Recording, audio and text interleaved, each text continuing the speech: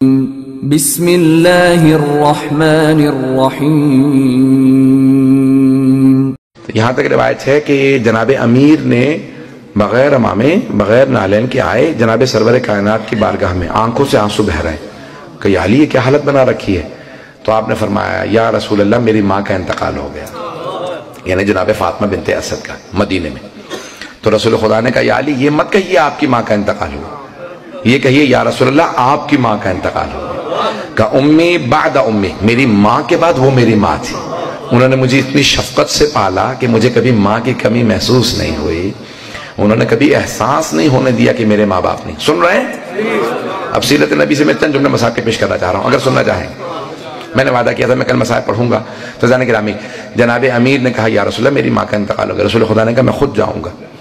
ایک مرتبہ خواتین سے کہا جو غسل و کفن کر رہی ہیں میری ابا میں دے رہا ہوں، میری چچی کو میری ابا کا کفن دے دینا۔ کہ جب کفن دیا گیا تو رسول خدا کی ابا اڑھائی گئی۔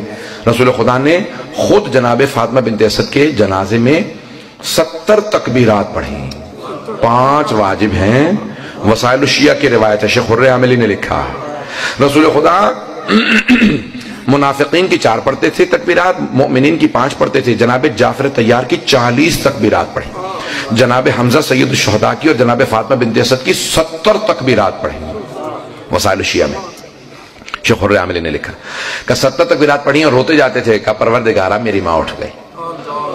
بڑی محبت کا اظہار کر رہے ہیں، صحابہ دیکھ رہے ہیں کہ پیغمبر اسلام میں بھی مصاحب پہ نہیں آیا اس سے پہلے کہ میں مصاحب کو پڑھوں، خاص طور سے جملے سن لیجئے گا۔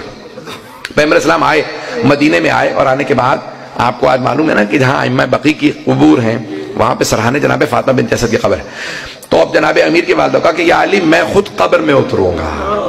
اپنے نالین اتارے، قبر میں اترے، اپنے ہاتھ سے قبر کو درست کیا اور کہا اے قبر خبردار میری چچی کو اذیت نہ ہو، میں خود تجھ سے حساب لوں گا اگر میری چچی نے شکایت کی ہے، اگر میری چچی نے شکوہ کیا میں تجھ سے حساب لوں گا۔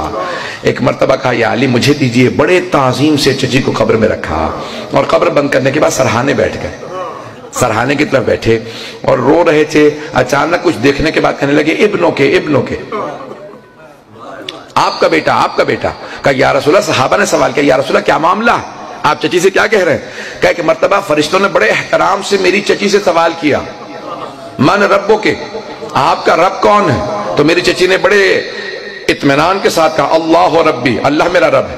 کہا فرشتوں نے فوراً سوال کیا من نبیو کے، آپ کے نبی کون ہیں؟ تو میری چچی نے فوراً میری طرف اشارہ کیا محمد نبی، یہ محمد میرے نبی ہیں۔ کہ ایک مرتبہ فرشتوں نے سوال کیا من اماموں کے، آپ کا امام کون ہے؟ تو میری چچی نے مجھے دیکھا، میں نے فوراً کہا ابنوں کے، چچی جان کہہ دیجئے آپ کا بیٹا ہی آپ کا امام ہے، آپ کا بیٹا ہی آپ کا امام ہے۔ سارے مجمع کی توجہ میں خون جگر دے رہا ہوں اس ایک جملے کے لیے۔ رسول خدا نے صحابہ کے مجمع میں اپنی چچی سے کہا، قبر کے اندر چچی اتر چکی ہیں، جناب امیر المومنین علی بن ابی طالب کی ماں ہیں، کعبے میں ولادت کے لیے گئی ہیں۔